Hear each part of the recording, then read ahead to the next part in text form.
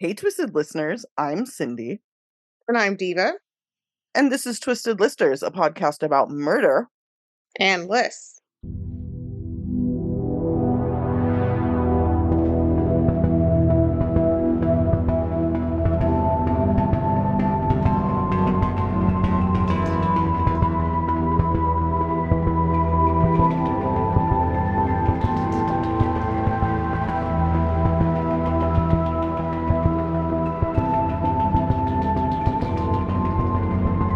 And I am talking with pretzel in my mouth because this is like the best pretzel I've ever had. And we have to record, but I was like, I also need to finish this pretzel. So I'm sorry if I sound a little weird. I'm almost done. I have like one bite left. It's a top priority, this pretzel. You gotta understand. Pretzels So, are always a top priority. yes. Unless they suck. But like a sucky pretzel will like seriously ruin my day. I'm such a pretzel person. Like, yeah, it's one of the few things that like if it's bad, it's like having a bad dessert. It's just like what the fuck? Like it's not hard. Make it good. Like I don't know. Anyway, I make pretzels. They're not that hard to make. So when I get a No, bad I one, I love get making pretzels. I like to make little it's pretzel fun. bites. Mm-hmm. I I'm so good. I cannot make a pretzel that looks like a pretzel in a Mm-mm. consistent size or shape to save my fucking life. No, I just make the So sticks. yeah, make the sticks, and that way nobody can judge Mm-hmm. you. Oh, Yep. yeah, Delicious. agreed. All right.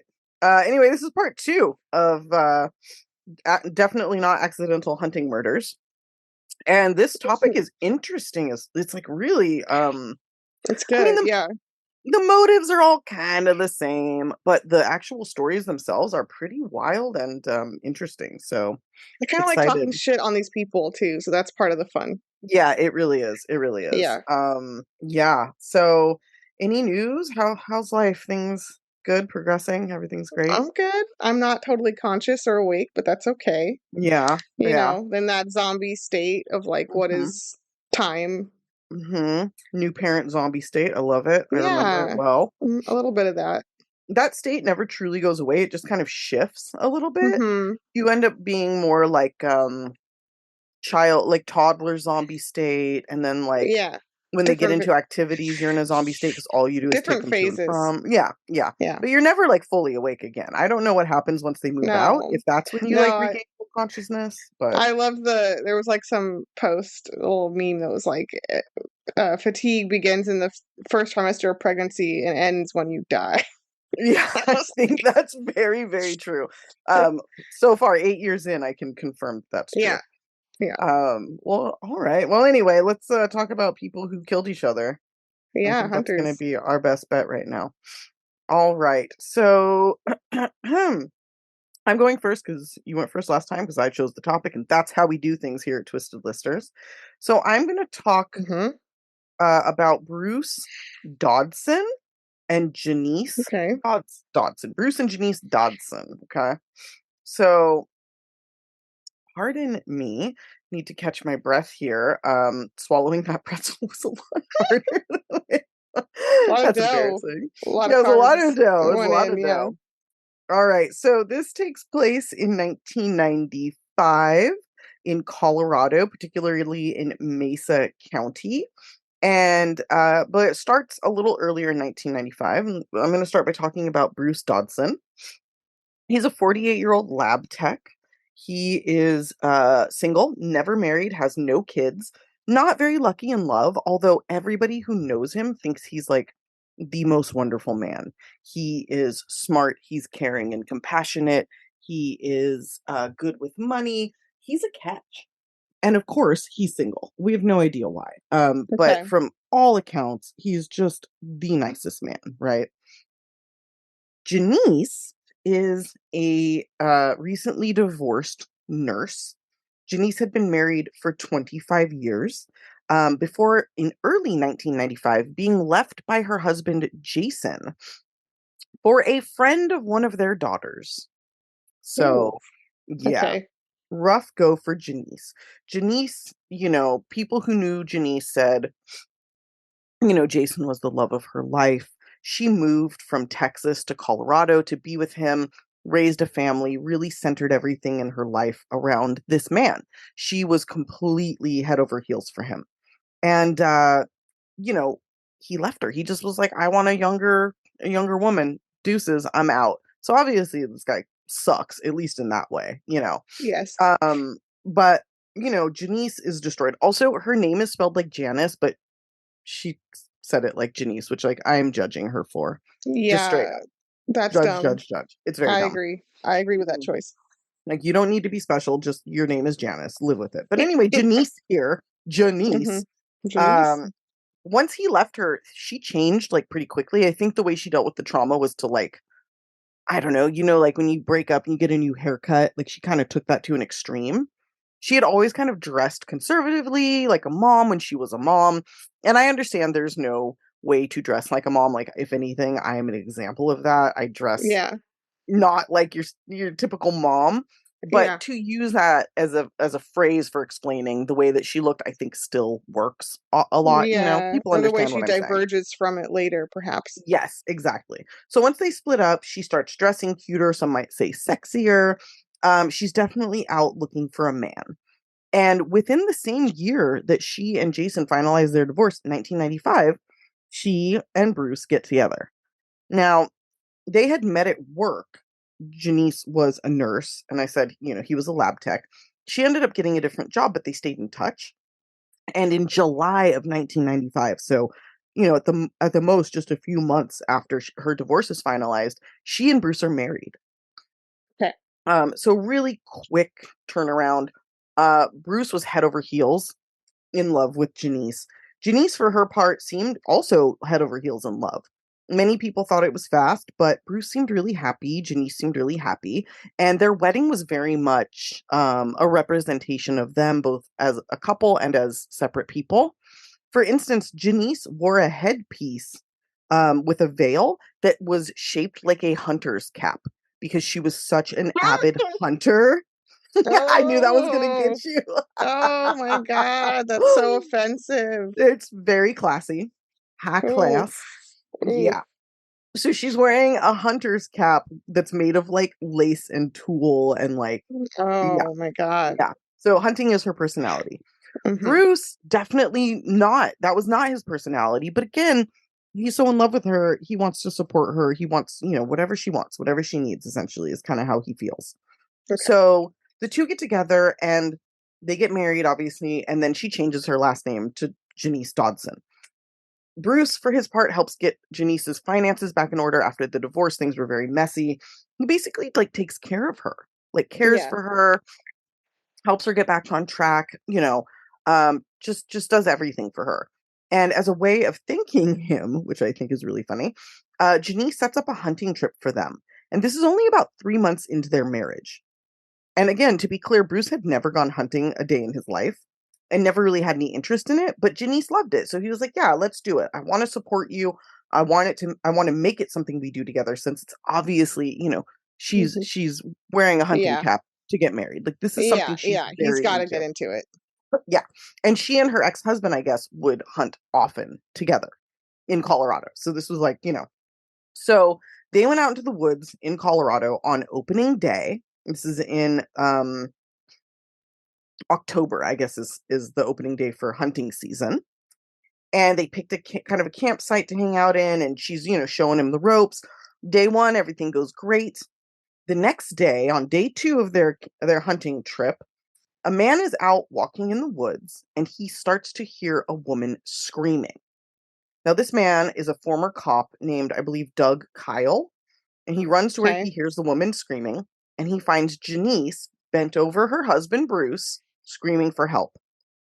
He asks her, you know, "Is this your husband?" She said, "Yes, this is Bruce. This is Bruce. Somebody shot him. You have to help him." So, Okay. uh, Doug here, this is 95. There's not like cell phones really. It's not like a normal thing. So, and who knows if they would have had, you know, service anyway. So he goes to find help. And when police arrive, he goes and gets the police. And when they arrive, they notice a lot of weird things. One, it appeared to definitely be a hunting accident, but Bruce wasn't wearing his orange hunting jacket. And Janice keeps saying, like, "Why aren't you wearing it? Like, what the hell? Like, what, you know, like lamenting that he wasn't wearing it." And they, you know, asked Janice, like, "Did you shoot him?" She's like, "No, like, I didn't, you know." And they're like, "Okay, well, where was the hunter that did?" Because when these types of accidents happen, hunters will often come forward or very quickly be found. And it's an accident. So it's not like Yeah, This and say, this "Hey, there was an accident." Yeah. yeah, yeah. These accidents where people get shot happen around 100 times a year, by the way. So think about that before you ever decide to go hunting. I don't think that like our demographic is really somebody a group of people we have to warn about that, but Yeah, not huge hunting people. yeah, did want to throw that out there just in case people decide to, go off brand and try Or something just new. don't even go in the woods. I feel like these people are just wandering around with guns. Like, Yeah, I wouldn't go to a hunting ground anyway. right. So the man who went for help, Mr. Kyle here, also noticed that when he came back, Bruce had been moved from lying on his face to lying on his back, and his face had also been wiped of blood. And Janice had like put like a blanket on him, and she's like, I'm trying to keep him warm until police come. Like which he was already dead. Just FYI. And I feel like I might have done that too. If I was with a loved one and they were like face down in the mud having just been shot, I'm gonna roll them over. You know what I mean? Like, and I Yeah. know you're probably not supposed to do that, but also like, what if they can't breathe because their face is in the mud? You know what I'm saying? Like, it's not an unnatural thing for her to do. But he did notice he was a cop, and so he later said, "Oh, I noticed that." Right? Janice told the police while they're talking to her that the two had actually not been together at the time that Bruce was shot, which is why she had no idea where the shots came from or who shot him. And cops were like, well, why weren't you two together? And I have read two different versions of her answer. In some reports, it said we wanted to hunt different game. So I went to do my thing and he went to do his. I find that weird if it was his second day ever hunting for him to like want to go out on his own. Like Yeah, he'd that want to doesn't seem right. learn and like watch her. Yeah. But the second other reports say that she had gone up ahead to scare game out from the woods so that he could shoot at it, which to me, that sounds more reasonable. But either way, he was alone, she was somewhere else, and cops found that strange, but not. I mean, a lot of hunters hunt alone, so it's not like super weird. It also could have been that she wanted to go hunt and she kind of left him behind because he was a beginner. Who knows? In any case, as you can imagine, so the police try to ask her more questions, but she's so upset that she actually passes out and is airlifted off the scene. Like she is Oh hysterical the my entire God. time. They can't get her to calm down. So police are a little sus with Janice or Janice. They're like, but as, you know, but as they start to investigate more, they figure out where the shots came from. And when they arrive there, they find one casing that matches two of the bullets that killed Bruce because apparently he was shot with two different guns. So there were three bullets in his body and two of them were from a 308 and one was from a different gun. I don't remember what it Okay. was. So they found the casing from one bullet and they're like, where are the other casings? So that immediately makes it seem like not an accident because the hunter's not there, the casings are gone, only one is left behind, right? Okay. But it also kind of took Janice out of the suspect pool because the gun used was not one owned by either Janice or Bruce. So they're like, okay, Mm. who the fuck shot this man? Why'd they do it on purpose? Like, what the fuck is going on? Yeah. So, like I said, he was shot 3 times. The first two were not fatal.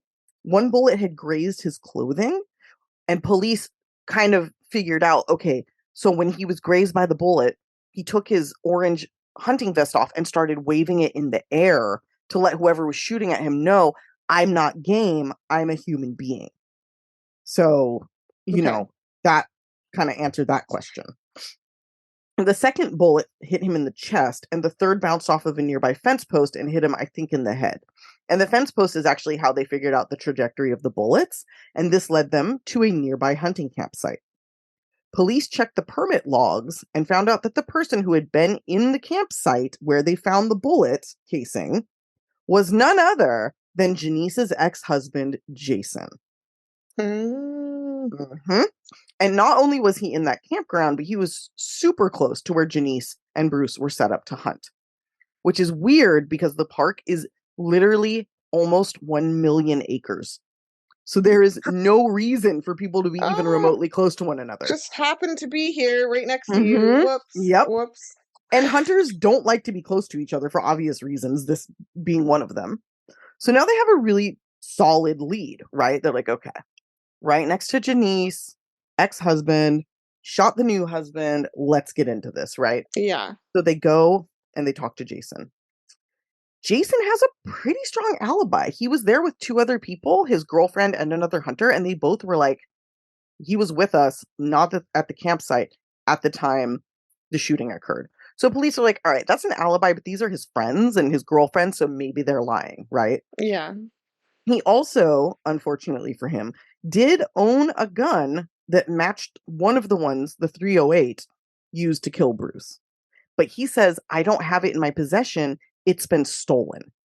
I just didn't report it yet, but it actually was stolen, I think, on my hunting trip.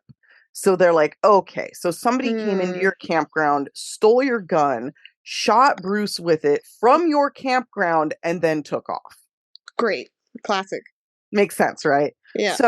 So the police like search his house, they search the campsite, they cannot find the gun. So they do have this alibi, but they also have this gun story that seems really stupid. But there was another factor to consider. One thing that they realized that really kind of helped Jason maintain his story was that Jason went to this same camping spot every year on the same weekend, on opening weekend. Mm, It wasn't like he planned to be near Janice. He would have been there anyway. yeah. So police are like, well, if you come here every year, why is she so close to you? Is now how they start to look at it. Hmm. So everything is up in the air and they don't know who to fucking, blame. It's kind of like everybody's a suspect still. So the case goes cold.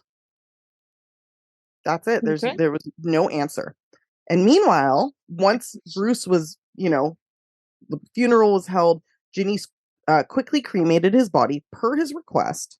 So it was his Okay. request. But what probably wasn't his request was she sold his house and assets, cashed in on a life insurance policy, I believe, and moved to Texas to get a fresh start. Classic. Yes. So police are, sitting on this case, stewing on it for 3 years until they finally crack the case. See, when police had found Janice with Bruce's body, she wasn't wearing standard hunting clothing, and police noticed this and asked her about it.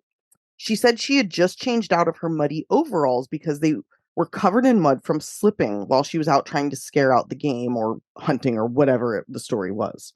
So Yeah. police asked her at the time for these overalls and kept them as evidence, but didn't do anything with them.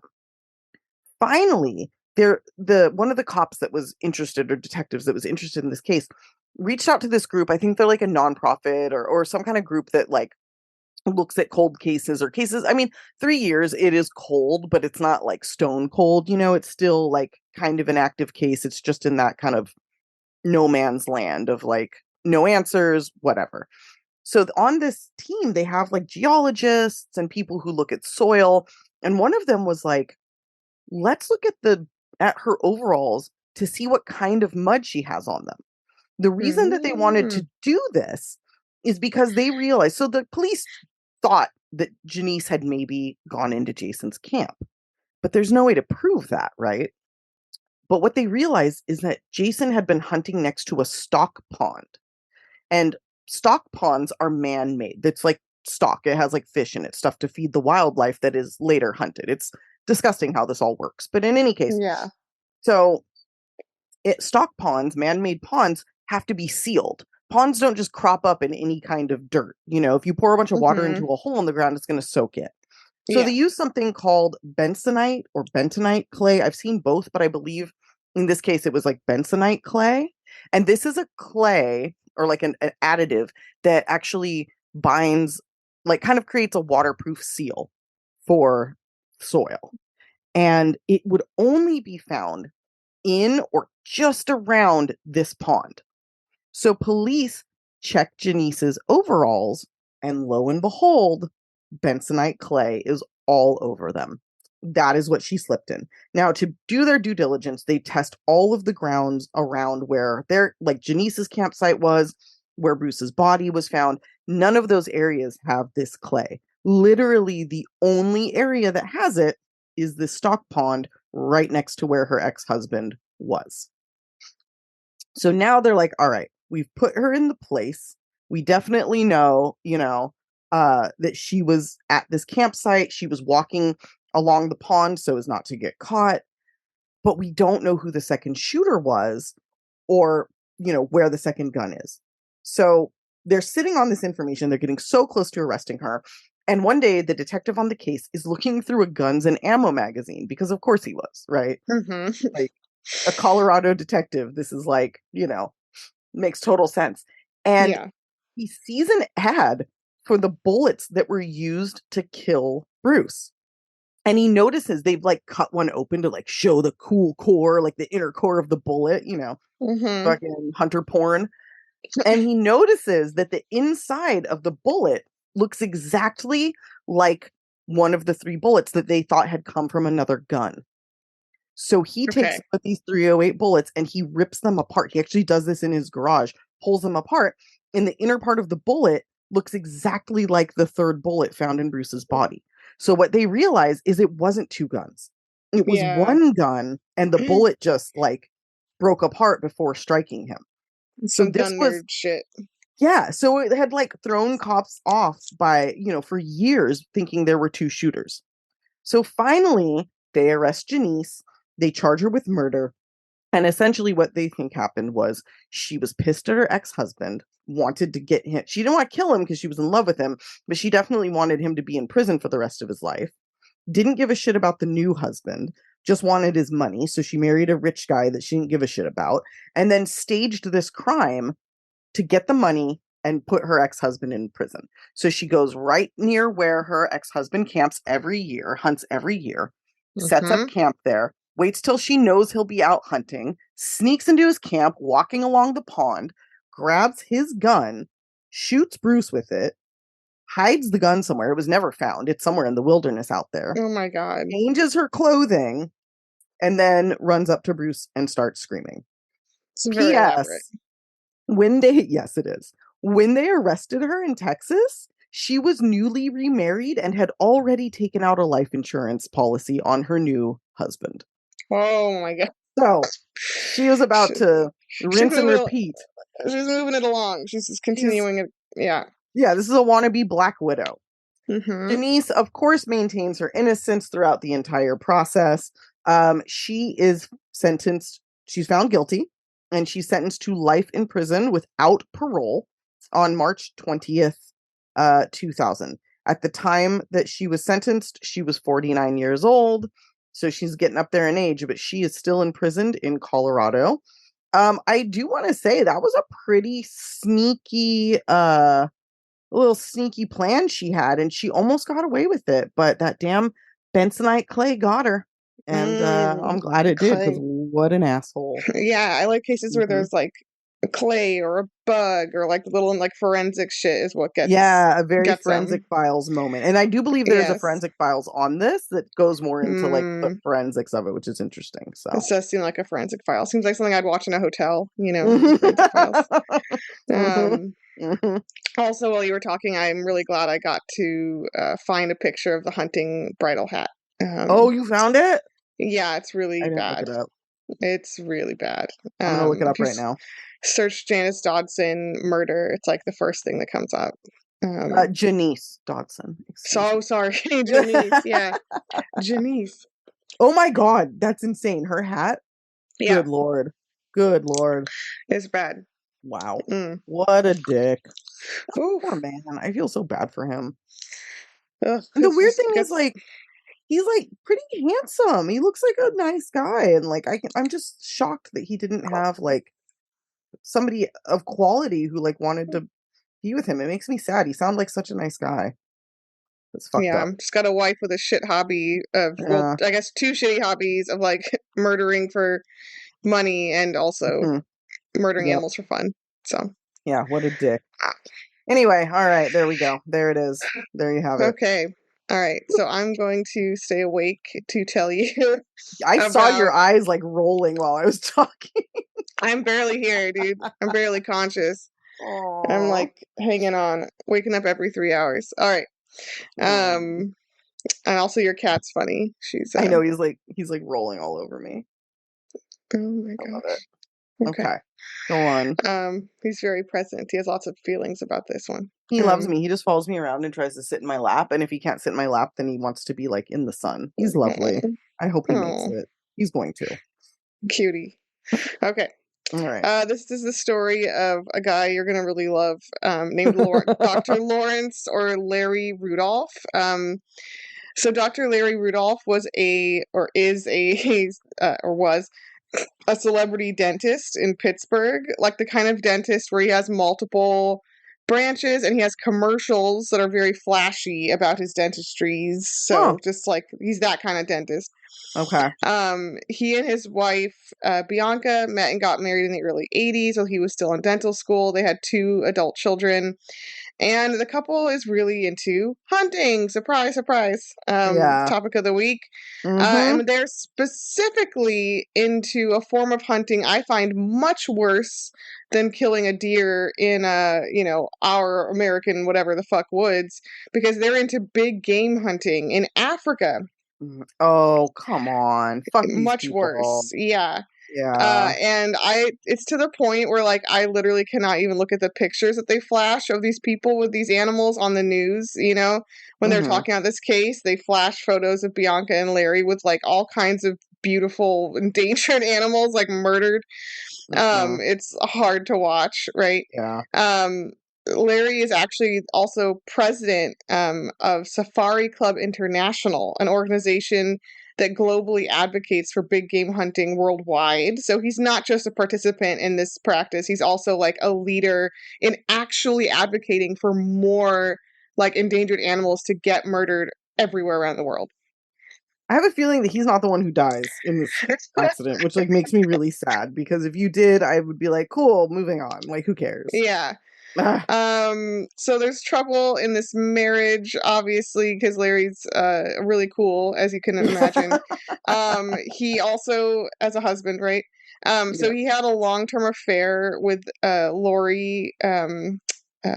I forget her last name. I have it later, but with Lori, the hygienist who works at his dental office. Oh, it's so And so, cliche. hmm So he cliche. also, according to like literally everyone, his employees, his friends, he was really erratic and like had a lot of anger issues. Um, and he also, uh, which we'll talk about this much more. He also had about $5 million worth of life insurance policy out on Bianca. Jesus Christ, dude. And a lot of these were filed fraudulently. So he's literally committing like fraud to get this much. Um, Jesus, dude. so we'll talk about that.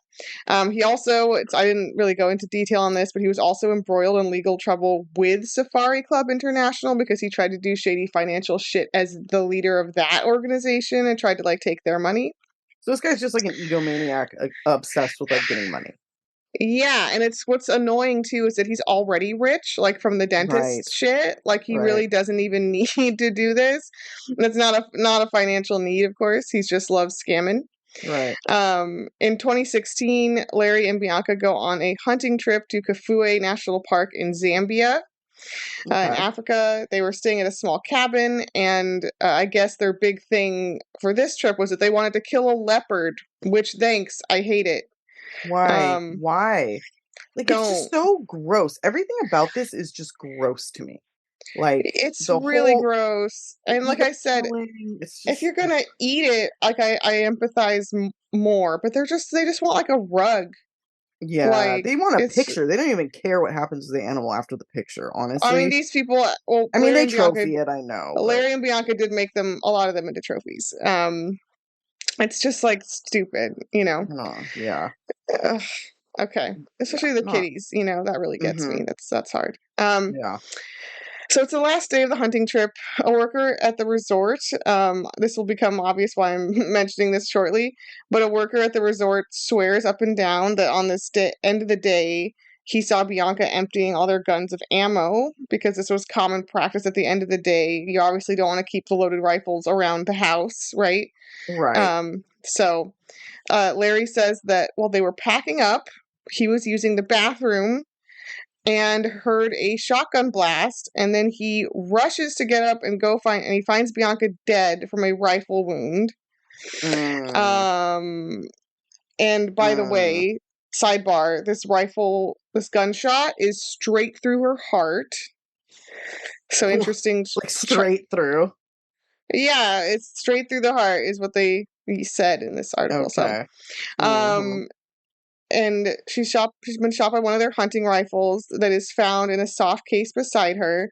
A worker who rushed to the cabin and saw this scene like right after said that Larry was very dramatically upset and just like screaming all kinds of crazy stuff. He said that he was going to kill himself because his wife committed suicide. So right away he's like, "Help, my wife killed herself." He says he's going to jump in the river nearby. Oh, come on, dude. Anybody who knows you already is like, this is too much. Like, sorry, my Yes. cat just knocked a purse down. Like, you're doing too Yeah. much. Yeah. Once he's at the local police station, however, Larry says that she shot herself accidentally, so he's changed his idea. Mm-hmm. He, while packing a gun in its case, and it's like slipped and fell and shot her. And it's interesting that he has such a really clear narrative about it because if you remember, he was in the bathroom. Mm-hmm.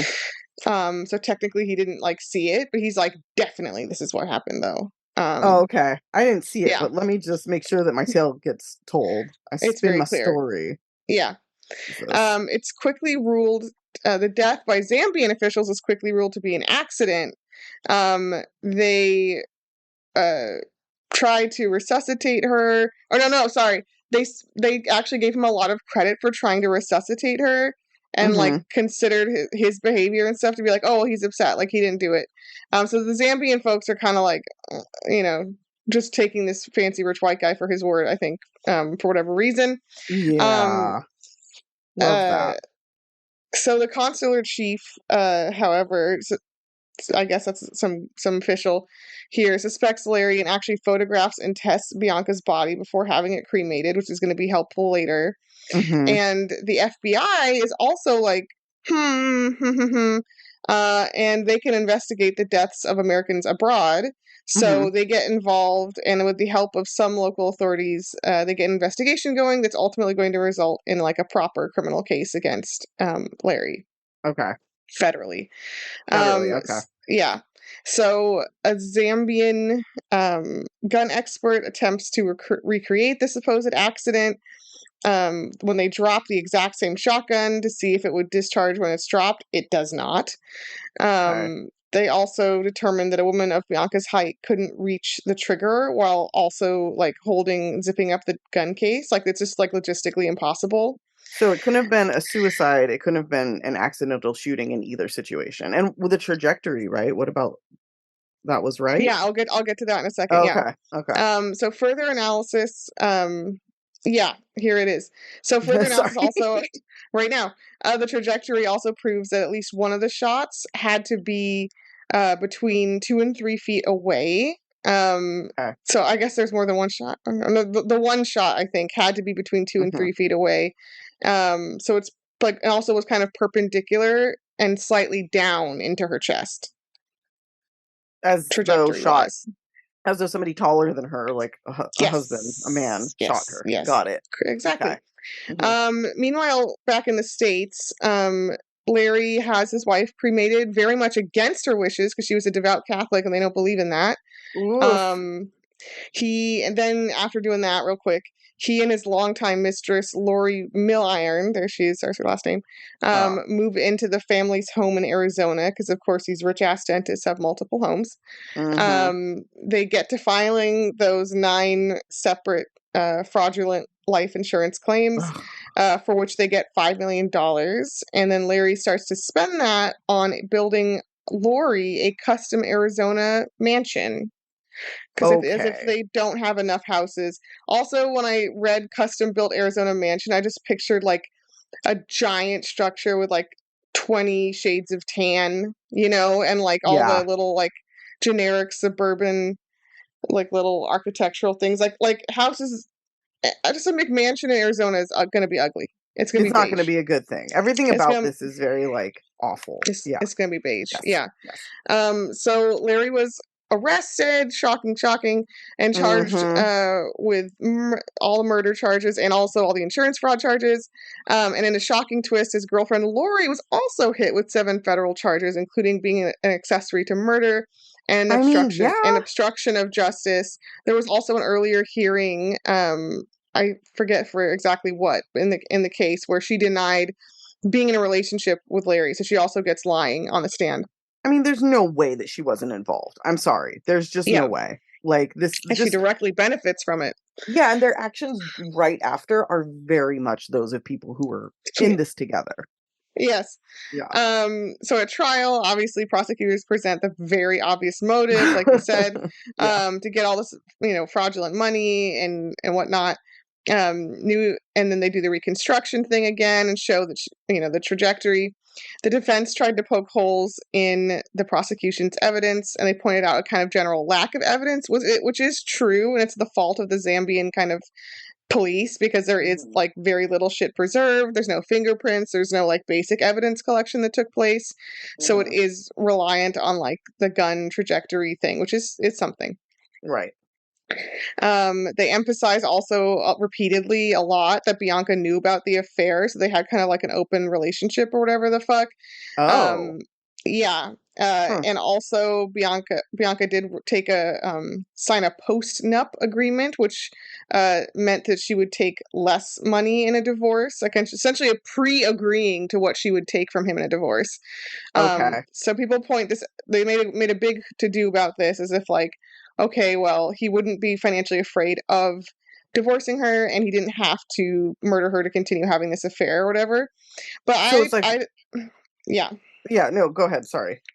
No, I just take that as like, look, that's all good and fine, but like this guy loves scamming and murdering and he's endlessly greedy. And like, I think it wasn't so much about being afraid of what she would take in the divorce as it was he wanted her to get absolutely nothing, not even this reduced amount, and he wanted the $5 million. He also yes, absolutely, and he also probably didn't want to, like, have his like, a divorce on like, he's probably very, like, egotistical and doesn't Mm-hmm. wanna show, like, a divorce, like, a failed he'd rather have, like, the Yeah. sympathy of being a widow. And I think it's less about the affair and Lori and more about he just wants $5 million because he's greedy and scammy as fuck. And he's one of those Right, rich people that exactly. can never have enough like millions or whatever. Yeah. Um, here's some more Okay. great things. When asked on the stand, because of course he has to take the stand and like talk Mhm. forever. Larry said they asked him what happened to the gun. What'd you do with the murder weapon here? Larry said downplayed the gun and said he wasn't a gun guy, which I fucking beg What? to differ. I'm not Like, that into guns, that's actually. pathetic, dude, Because you're like oh my it's god. like 5 billion guns. Yeah. That's like Um, histrionic personality disorder level. And again, I'm yeah, not diagnosing anybody. I'm just saying but to yeah, say it is. something that obviously a lie and just expect it to like go over is like what is wrong with your brain? Yeah, it is. And then when they're like, okay, what'd you do with it? He says that he broke the gun apart and then paid cash to a private trash removal service from a quote Hispanic gentleman who then quote put it in a dumpster somewhere. There it is. Blame the Browns. He's like checked every fucking box. Hmm. First of all, I hate the word Hispanic, and so of course this motherfucker is Ugh. going to say Hispanic gentleman. And Right. then Right. like I love that he's like, "Oh, that gun, no big deal. I just had it systematically dismantled and then paid a secret person to put it in the garbage and like secret dumpsters, Yeah. but the gun's no big deal." Just some Hispanic guy. Like, I'm Yeah. sorry. It's Yeah, just yeah. so fucking stupid. It's Like yeah. it's his He classic. It's a classic. Oh, okay, sorry. Go he on. does a lot of dumb stuff in his testimony, which I won't get into all of, but just some highlights. He cries as he reads a eulogy he wrote for Bianca. So, like, his lawyers definitely, like, lay it on thick, dude. Oh Um, man. he also talked about being paranoid that photos of his wife's body would be publicly released because by a conspiracy of people who are against hunting. He talks about this, like, anti-hunting He's like, I'm the conspiracy of people. victim. I'm the Yes. victim. That's like what he's Yes. screaming. Ugh. Mm-hmm. I hate people like Um, this. Also at trial, a Phoenix bartender testified about a fight between the couple in his like bar restaurant. Hmm. Um, between Lori and Larry in 2020, in which there was, I love the description of this. He said there was like an awkward, like, lull in the music, like everything got really quiet. Like And record then, scratch. and Larry said, "I killed my fucking wife for you," to Lori. Oh shit. So, and the bartender was like, I heard that real clearly. Oh boy. Definitely gonna remember this moment. Yeah. Ah, dude. And then, although Larry did get this successfully barred from being presented at trial, I have to tell you, because it's crazy, that 10 years prior to this, so Hmm. this happened in 2016, so this would have been 2006, Hmm. there was an apparent crocodile attack, quote unquote, at the same exact Zambian hunting resort in Kafue National Park, where Larry claimed he lost the tip of his thumb from an alligator attack, and he was basically, this was pretty much a plot to collect millions in disability insurance. Oh my god. But they found out that it was a lie and he didn't get the money? I believe so, yeah. Nice. Okay. But it's like, this guy just does this. Like, it's not really rational of like for relationship or money reasons, because he doesn't even need the money. He just wants more millions for fun. This is Um, fucking weird. People like this are scary. Super weird. Mm. Yeah. So Larry's found guilty by a federal jury of murder and one count of the fraud stuff. And in August of this year, he actually got a life sentence. Oh So fuck. he'll be in a federal prison forever. Uh-huh. He, of course, so the animals of fucking Zambia are happy about that, at Yeah. least. Um, One less asshole trying to shoot him for no reason. All right. He, of course, maintains his innocence because he's a fucking narcissist. And he and his Mm-hmm. lawyers released a whole bunch of statements saying how innocent he was and how the prosecution had no evidence against him. Blah, blah, blah, blah, blah, blah, blah. Yeah, totally. Yeah. Mm. So interviewed, you'll love this. Interviewed while awaiting the verdict in Larry's case. Like Rolling Stone did a whole story about this case, and they were in a party essentially that like Lori was having, but with a lot of smug optimism between her and her family and friends, expecting Larry to get off on all the charges. Oh. Um, so this journalist is chilling with Lori at her like pre-victory party, essentially. Um, and she says this quote: "It's scary. Usually they discriminate against the poor. They've discriminated against Larry because he's wealthy and he's traveled. It's like reverse discrimination." Oh, I hate her so much. What? You just said that. You just said that out loud. And you're like not ashamed. Oh my god. Tell me something horrible happened to her. Tell me, So, in please. conclusion, Lori Mill Iron was found guilty of being an accessory after the fact of murder, and she was given 17 years in a federal prison. Yes! Oh my god, that makes me so happy. I love when bad Yeah, things happen to bad people. Fuck yeah, you, I Lori. put, How's that orange jumpsuit? yeah. So I don't know what happened to their house full of dead animal carcasses. I guess Ugh, their kids got them. these people are all the worst. Yeah, The really gross. fucking worst. But we're rich. You Yeah, can't discriminate against us. Discriminate against poor people. What the fuck? yeah. Okay. All right. Reverse discriminate, and it really generally anytime anyone says anything with involving reverse racism or discrimination, like this person's a racist. This person's the But worst. she also just like openly was like, yeah, they discriminate against poor people. And that's what, why can't I say the word discriminate? Like both times I've like fumbled it. Yeah, they discriminate against poor people. And that's like what we expect. Like Yeah, it's fuck them insane. She pores. just like says it. She just says it. Fuck them poors. Yeah, Exactly. yeah. Jesus Christ. All right. Oh, Whatever. Whatever. that's Anyway. the tale of Larry Rudolph. He's in prison. Good God. Good Yeah, God.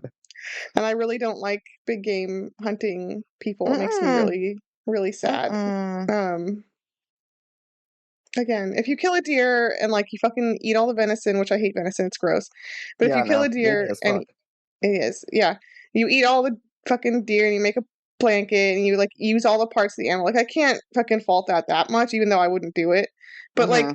killing an animal just to take a picture with it and like be an asshole, it's like really. And Africa grants hunting licenses. I know that's true. It's not like they're doing it Yeah. like rogue poaching, but like dear African countries, could you not? Well, I mean, it's all kind of like a it's all connected because it's one of the ways that they are able to like make money. That's not Yeah, like it's a tourist money making thing. Yeah.